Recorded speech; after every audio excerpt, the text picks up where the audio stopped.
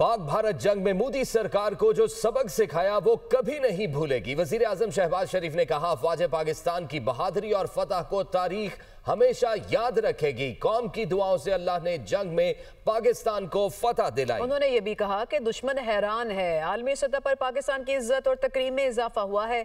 हरीपुर में तकरीब से खिताब करते हुए उन्होंने मजीद कहा कि मुल्की मईशत तेजी से मुस्तहकम हो रही है।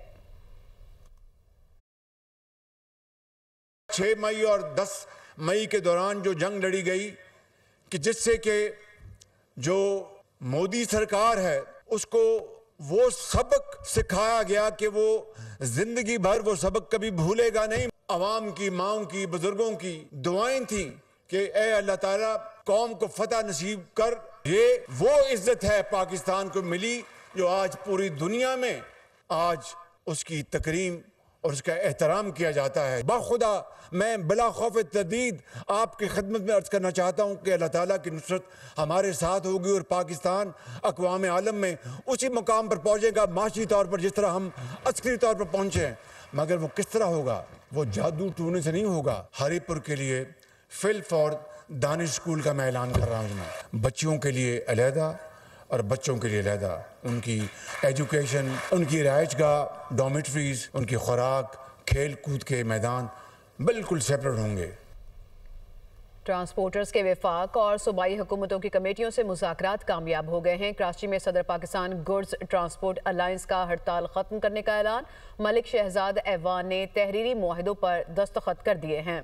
कहते हैं वफाक पंजाब सिंध हुकूमत ने तमाम मुतालबात मान लिए। अगर वादा खिलाफी की तो उसी दिन से मुल्कगीर हड़ताल की कॉल दोबारा देंगे। वजीर ट्रांसपोर्ट पंजाब बिलाल अकबर का मुख्तलिफ थानों में दर्ज मुकदमात खत्म करने का ऐलान। कहते हैं जुर्माने भी खत्म कर दिए। गाड़ियों को स्टिकर लगाएंगे कि कोई हाथ नहीं लगाएगा। ड्राइवरों को लाइसेंस देंगे। जहां पर भी ट्रक को खड़ा करना होता है वहां ट्रक स्टैंड बनाकर देंगे। ड्राइवरों के लिए आराम करने के लिए कमरे बनाएंगे।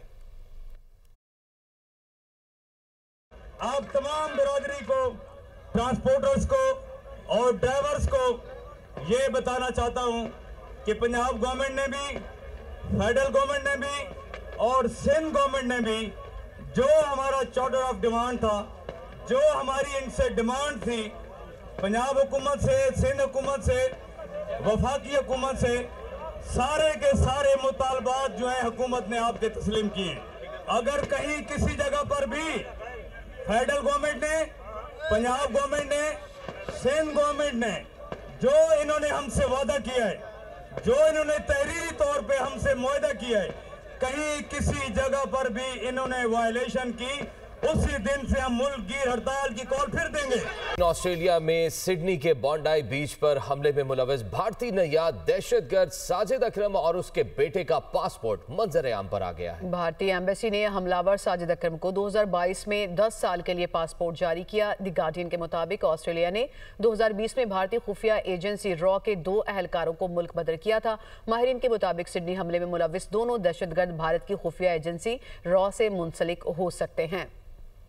भारतीय नैयाद दहशतगर्द साजिद अकरम और उसके बेटे नवीद अकरम का पासपोर्ट मंजरेआम पर आ गया। भारतीय एम्बेसी ने सिडनी हमले में मुलविस भारतीय नैयाद दहशतगर्द साजिद अकरम को 24 फरवरी 2022 को 10 बरस के लिए पासपोर्ट जारी किया। भारतीय एम्बेसी को पहले दिन से हमलावर की भारतीय शहरियत का इल्म था। भारतीय हुकाम ने जानबूझकर हकीकत छुपाई और अपने मीडिया को पाकिस्तान पर इल्जाम तराशी के लिए वक्त दिया। सिडनी हमले के फौरी बाद भारतीय मीडिया की जानिब से गुमराहकुन प्रोपेगेंडा करके हमलावर को पाकिस्तानी करार देने की कोशिश की गई। भारतीय मीडिया की ये गुमराहकुन मज़मूम कोशिश पाकिस्तान को आलमी सतह पर बदनाम करने के लिए थी। गैर मुल्की जरीदे द गार्डियन के मुताबिक ऑस्ट्रेलिया ने 2020 में भारतीय खुफिया एजेंसी रॉ के 2 अहलकारों को मुल्क बदर कर दिया था। ये इकदाम ऐसे नेटवर्क के खिलाफ किया गया था जिसे ऑस्ट्रेलियाई खुफिया इदारे ने जासूसों का गठजोड़ करार दिया था। माहिरीन के मुताबिक सिडनी हमले में मुलविस दोनों दहशतगर्द भारत की खुफिया एजेंसी रॉ से मुंसलिक हो सकते हैं। सिडनी हमले में मुलविस भारतीय नैयाद दहशतगर्द साजिद अकरम ने भारतीय पासपोर्ट पर फिलिपाइन का सफर भी किया था। दोनों हमलावर बाप बेटा 1 नवंबर 2025 को फिलिपाइन पहुंचे और 28 नवंबर को मुल्क से रवाना हुए थे। ऑस्ट्रेलियाई मीडिया ने ज़राए के हवाले से दावा किया था कि साजिद अकरम और नवीद अकरम अस्करी तरबियत लेने के लिए फिलिपाइन गए थे। दोनों ने फिलिपाइन के जनूबी शहर डावाओ को अपनी हतमी मंजिल बताया था।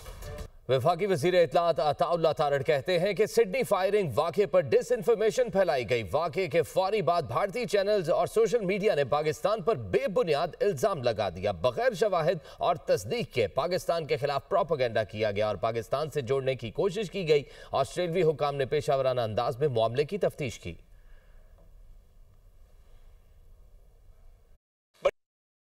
Such a false campaign is run against Pakistan, and as I said, there is not even a shred of evidence, not even any reliable source which can back this information that one of the attackers was from Pakistan. And this campaign was run deliberately, a misinformation campaign. But it saddens me that very well-reputed media outlets actually fell prey to this disinformation campaign. The Indian police yesterday issued a press release stating that one of the attackers was from Telangana, Hyderabad, belonging to India. And just a few moments ago, it has been confirmed that his passport was issued by the Indian embassy in Sydney.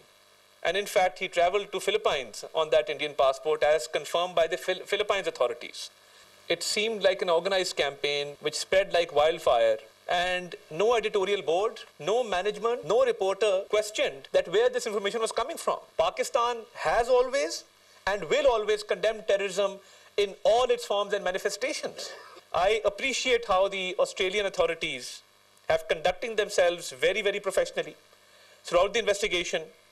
Despite this vicious campaign which was run all over the international media, they did not cast any aspersions in this regard, and they actually waited for this information to be verified. India supports terrorism in Pakistan. Time and time again, the DG ISPR, myself, we've placed evidence before you that the terrorism incidents taking place in Balochistan, the incidents of terrorism taking place in Khyber Pakhtunkhwa, they have Indian funding, Indian backing. Most of the Indian outlets who aired this news without verification, they had no right to do this because their country is supporting terrorism and we are fighting terrorism. That's the difference between India and Pakistan. Australia के शहर Sydney में बॉन्डाई बीच पर firing में मुलविस मरकजी मुल्जिम नवीद अकरम पर 15 अफराद के कत्ल समेत दहशतगर्दी और दीगर 59 इल्जामात के तहत फर्द जुर्म आयद कर दी गई है। दहशतगर्दी में हलाक अफराद की आखिरी रसूमात जारी हैं। वाक़े की तहकीकात मुख्तलिफ पहलुओं से की जा रही हैं। तफसीलात के लिए ये रिपोर्ट देखिए।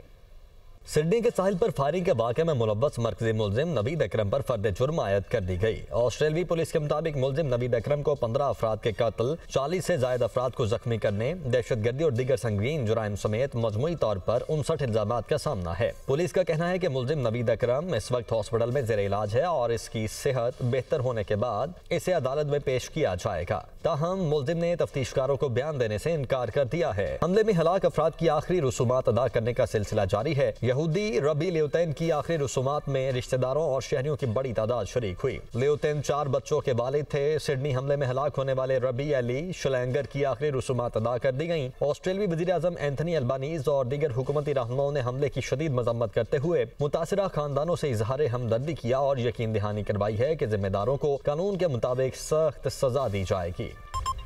साबिक हुकूमत के वजीर बताएं कि 4 साल में क्या किया। जितनी करप्शन साबिक दौर में हुई कभी नहीं हुई। सूबाई वज़ीर सनअत चौधरी शाफी हुसैन ने कहा कि ट्रांसफ़र, पोस्टिंग, भर्तियों के लिए पैसे लिए गए और उन्होंने कहा कि हमारा कभी ये तरीकाकार नहीं रहा कि 20% ठेकेदारों से एडवांस कमीशन लें। जब आप कमीशन ले लेते हैं तो ठेकेदार गैर मियारी काम करता है और सड़क 6 माह में ख़राब हो जाती है। मौजूदा वज़ीर आला ने पंजाब में काम किया। सफाई का ऐसा निज़ाम पहले नहीं देखा गया। उन्होंने मजीद कहा कि केपी में एक ही जमात बरसर इक़्तिदार है मगर वहाँ एक जनरल अस्पताल न बन सका। जितनी करप्शन केयर टेकर दौर से पहले हुई है, मैं समझता हूँ कि पंजाब की तारीख में नहीं हुई। ट्रांसफर पोस्टिंग में पैसे लिए गए, भर्तियों पर पैसे लिए गए। हमारा कभी भी ये तरीकाकार नहीं रहा कि 20% एडवांस कमीशन पकड़ा जाए ठेकेदारों से। और एक दौर में गुजरात में ये भी होता रहा है कि कॉन्ट्रैक्टर से 20% एडवांस कमीशन पकड़ा जाए।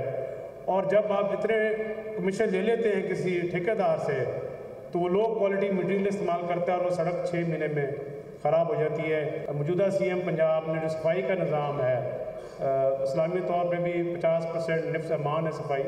इतनी सफाई पंजाब में और सफाई का जो निज़ाम है वो आज तक कभी जो है वो नहीं देखा गया।